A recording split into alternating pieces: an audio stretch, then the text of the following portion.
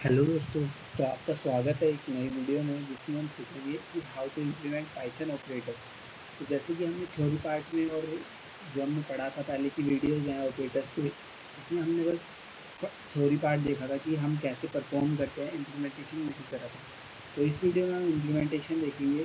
पहले तो ये जान लेते कि ऑपरेटर कितने टाइप के हमने पढ़े थे। पहला ऑपरेटर था अरिथमेटिक, दूसरा असाइनमेंट, तीसरा कंपैरिजन, चौथा बिटवाइज, पांचवा आइडेंटिटी, छठा लॉजिकल और सातवां मेंबरशिप। ठीक है, तो पहले हम लाइन वाइज करते रहेंगे सारे।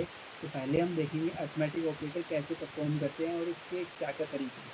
तो देखो, पहले हमने ए की वैल्यू इनिशलाइज करी है 17। ठीक है, एक वेरिएबल है ए जिसके अंदर हमने 17 वैल्यू स्टोर कराई है। वैसे ही हमने एक और वेरिएबल ले लिया बी। तो अब इसका हमें सम निकालना है, तो कैसे निकाल सकते हैं? देखो, पहला एक और तरीका आपको बताता हूँ कि हमारे पास एक सी वेरिएबल है जिसके अंदर हमने क्या किया, हम दोनों का सम प्रिंट करा लिया। ठीक है, जैसे कि एक सी वेरिएबल है जिसके अंदर हमने स्टोर कर लिया ए प्लस बी। या फिर हम ऐसे भी कर सकते हैं कि हम दोनों को प्रिंट की स्टेटमेंट के अंदर ही प्लस करा लें। ठीक है, तो देखो, आपको इसके लिए एक लाइन लिखनी पड़ेगी, लेकिन इसके लिए आपको 2 लाइन लिखनी पड़ेगी। तो बेनिफिशियल यही होता है कि आप तीसरा वेरिएबल ना लो, डायरेक्टली करा दो। तो देखो, जब हम इसको प्लस करेंगे तो 26 आएगा।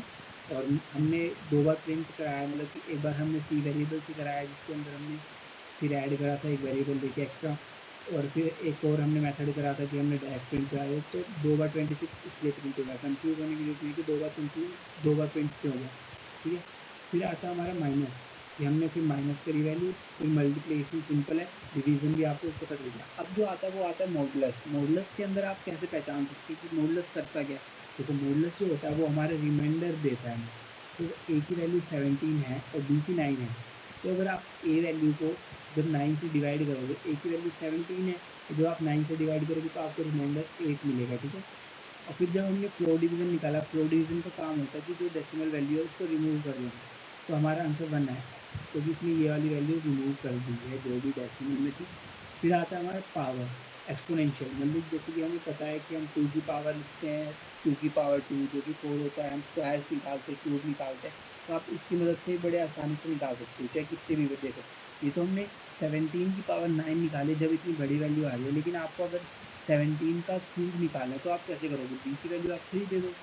तो फिर रन करके देखो, तो हमारे पास 17 का क्यूब आ जाएगा। ये 17 का क्यूब होता है, आप चेक कर सकते हो कैलकुलेटर में भी। ठीक है, तो जो सेकंड है उसको मूव करते हैं ऑपरेटर पे।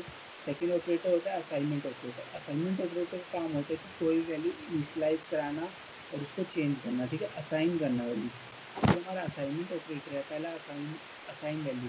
ठीक है, ये होता है असाइन टू, मतलब ए को असाइन कर दो 20 वैल्यू। ठीक है, अगर आप यहाँ पर प्रिंट लिखोगे, प्रिंट ए, तो जो आपको पहला प्रिंट वाली स्टेटमेंट में 20 मिला है। क्यों मिला है? क्योंकि ए को हमने असाइन करी है 20 वैल्यू। ठीक है, तो सेकंड आता है प्लस इक्वल्स टू। इसका मतलब क्या होता है? जो भी ए की वैल्यू पुरानी है उसमें आप 30 जोड़ दो, मतलब इक्वल्स टू के बाद जो भी आप लिखोगे वो वैल्यू इसके अंदर ऐड हो जाएगी। ठीक है, तो आप कंफ्यूज मत होना कि ये प्लस इक्वल्स टू। इसको आप समझने के लिए ऐसे लिख सकते हो कि इसका मतलब होता है ए इक्वल्स टू ए प्लस 30, जो भी हमने बाद में वैल्यू दी है इक्वल्स टू के बाद। ठीक है, आप ये समझ सकते हो कि इसको ऐसे लिखा जाता है। इसमें ए की वैल्यू जो है वो हमने चेंज कर दी, ए की वैल्यू में 30 जोड़ दी। ठीक है, इसका सिंपल सा मतलब ये होता है।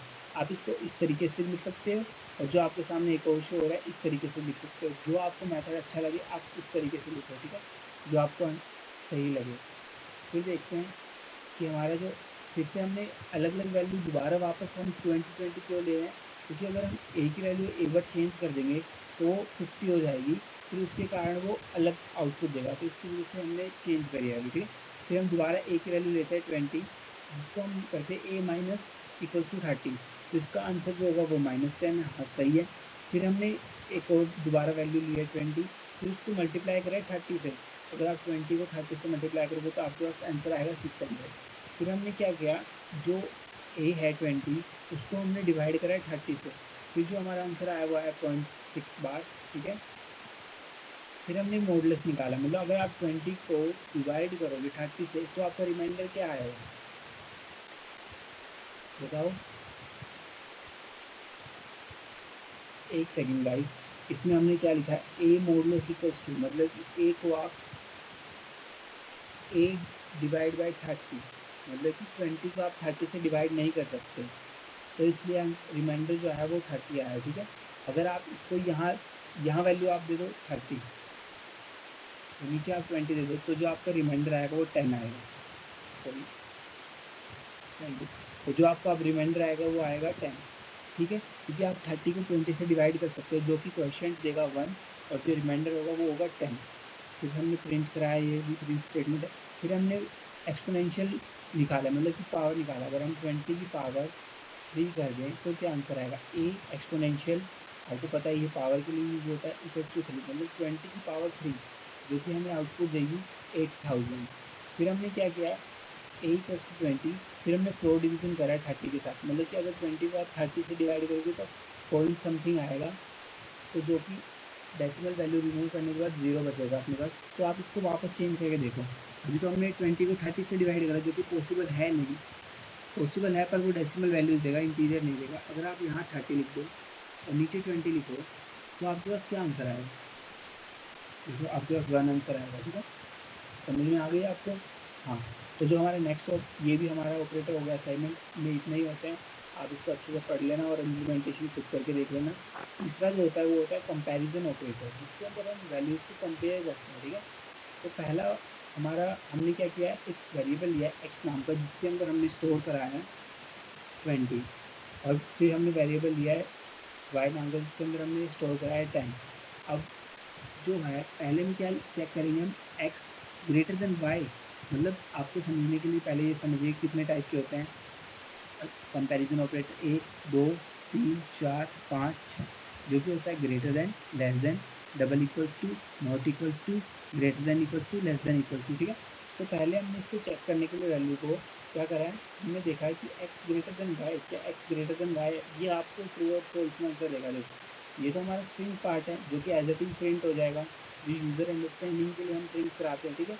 फिर हमने वैसे ही ये सभी ऑपरेटर्स को लिखा है, और फिर हमने चेक करा है कि हाँ ये सही है या गलत, ठीक है। तो पहले लिखा है एक्स ग्रेटर देन वाई, तो आप देखिएगा इसका आंसर क्या है, ट्रू आएगा कि एक्स की वैल्यू 20 है, जो कि 10 से ग्रेटर है। इसको थोड़ा सा स्क्रीन पे करते हैं।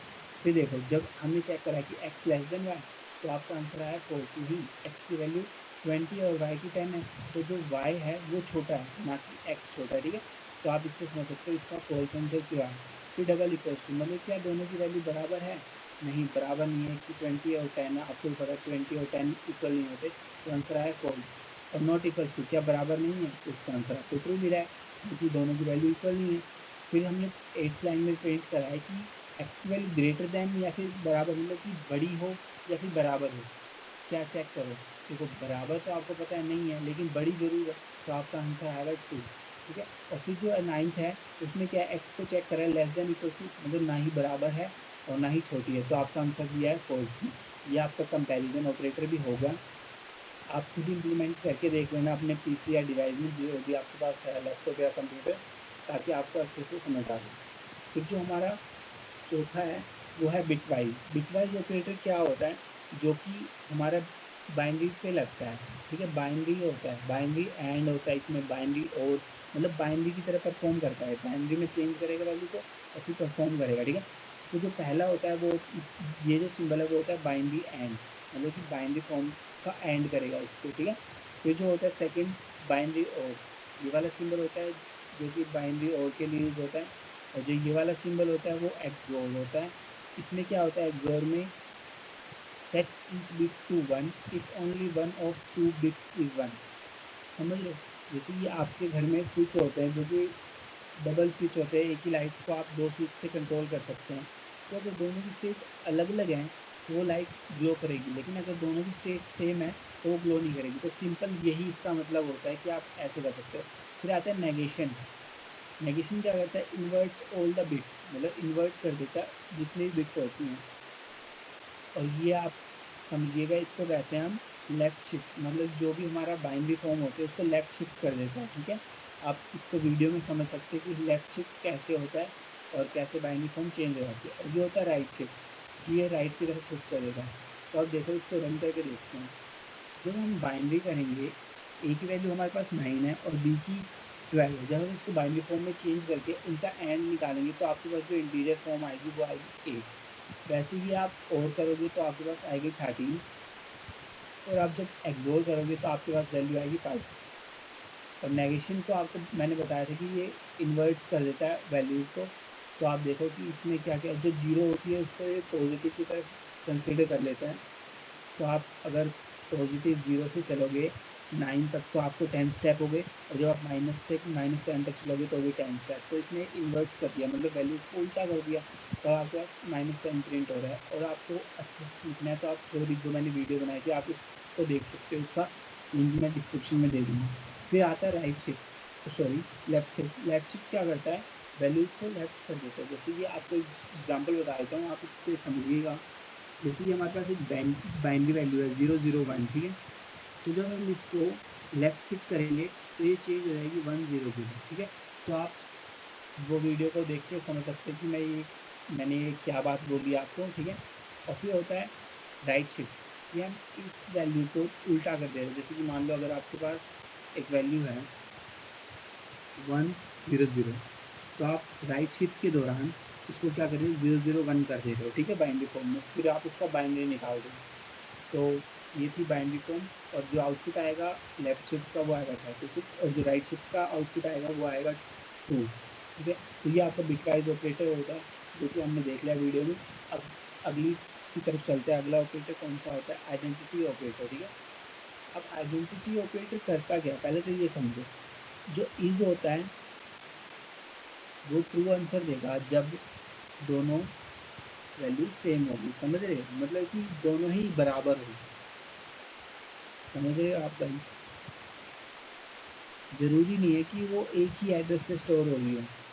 अब देखो मैं आपको बता रहा हूँ, जैसे कि ये x है, इसको कहीं एड्रेस कहीं और मिला होगा, और जो ये y है उसको एड्रेस कहीं और मिला होगा, ठीक है। आप इससे कंफ्यूज मत होइए कि एड्रेस कहाँ है। लेकिन ये देखिए जो इनकी वैल्यू है वो सेम होनी चाहिए। अगर ये दोनों वैल्यू सेम है, जो आपको आंसर मिलेगा वो आएगा ट्रू, और अगर नहीं है सेम तो आपको आंसर जो मिलेगा वो फॉल्स होगा। देखो पहले हम दोनों की वैल्यू सेम रखी है, तो हमने चेक करा है एक्स इज वाई, क्या जो एक्स के अंदर जो हमने इनिशलाइज कराई है वैल्यू वो वाई के बराबर है जो वाई के अंदर इनिशलाइज कराई थी, ठीक है।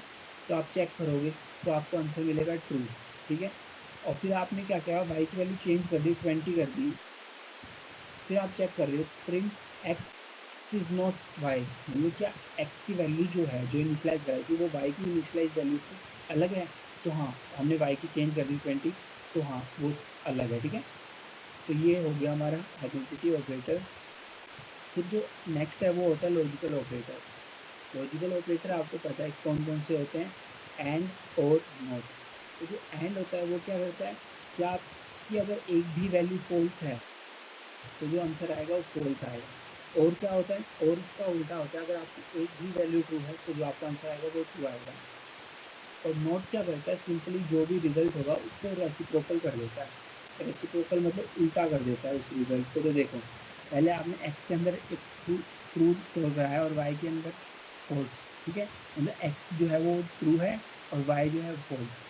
तो आप देख रहे हो कि एक्स एंड वाई, मतलब आप इसका एंड निकाल रहे हो, तो जो आंसर आएगा वो फॉल्स आएगा। देखो मैंने आपको बताया था एंड ऑपरेटर में क्या होता है, अगर एक भी वैल्यू फॉल्स है तो आपका जो आंसर आएगा वो फॉल्स आएगा।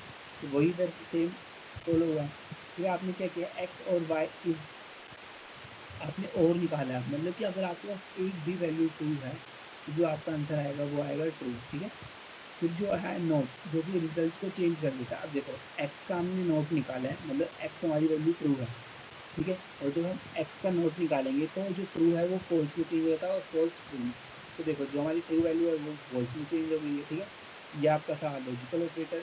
अब जो लास्ट बचा है वो है मेंबरशिप। मेंबरशिप ऑपरेटर क्या करता है, वो चेक करता है कोई भी बड़ी स्ट्रिंग के अंदर छोटी स्ट्रिंग को, ठीक है, या फिर कितनी भी स्ट्रिंग को, जो अब हम चेक करेंगे उस स्ट्रिंग का साइज छोटा होना चाहिए एज़ कम्पेयर टू जो भी हम स्ट्रिंग में चेक कर रहे हैं। तो देखो हमने, अब आपको इम्प्लीमेंटेशन से समझ में आएगा कि मैं क्या बोलना चाह रहा हूँ। तो आप देखो हमने क्या करा है, एक स्ट्रिंग ली है, एक्स वेरिएबल है, उसके अंदर हमने हेलो वर्ल्ड नाम से एक स्ट्रिंग स्टोर कराई है, ठीक है। प्रिंट एच इन एक्स, मतलब जो ये स्ट्रिंग है क्या वो इस स्ट्रिंग में कहीं भी प्रेजेंट है। हाँ प्रेजेंट है, देखो प्रेजेंट होगी तो आपको ट्रू मिल जाएगा। अगर नहीं प्रेजेंट होगी तो आपको फॉल्स आंसर मिलेगा। देखो प्रेजेंट है। अगर आप यहाँ पर एक काम करो, स्मॉल एच करके देखो, तो स्मॉल एच प्रेजेंट है? नहीं, स्मॉल एच नहीं, ये केस सेंसिटिव होते हैं। ये आपको समझाने के लिए मैंने स्मॉल एच लिया कि हाँ ये केस सेंसिटिव होगी। अगर आप यहाँ पर स्मॉल ई लिखोगे तो हाँ जो आंसर आएगा वो ट्रू आएगा कि हाँ जो ई है वो प्रेजेंट है। अब आपको आता है नॉट इन, मतलब कि क्या वो ये वाली स्ट्रिंग इस स्ट्रिंग के अंदर प्रेजेंट नहीं है, तो ये चेक करता है। देखो जो हेलो है नॉट इन एक्स मतलब कि नहीं है, हाँ ये बात सही है बिल्कुल, तो आपको ट्रू आंसर मिला है। अगर आप यहाँ पर क्या करोगे, कैपिटल एच कर दोगे, फिर चेक करोगे, देखो पहले तो ये वाली स्ट्रिंग प्रेजेंट है इधर, ठीक है, तो आपको जो आंसर मिलना चाहिए वो फॉल्स मिलना चाहिए। और अब चेक करके कि आपको आंसर क्या है, आंसर है फॉल्स, कि हाँ ये तो प्रेजेंट है, तो मैं इसको नॉट इन कैसे मान लूँ, ठीक है। तो ये होता है मेंबरशिप ऑपरेटर। तो हमारी ये जो ऑपरेटर्स की वीडियो थी वो कंप्लीट हो गई, हम सारे के सारे ऑपरेटर्स देख लिए हैं। थैंक यू सभी को।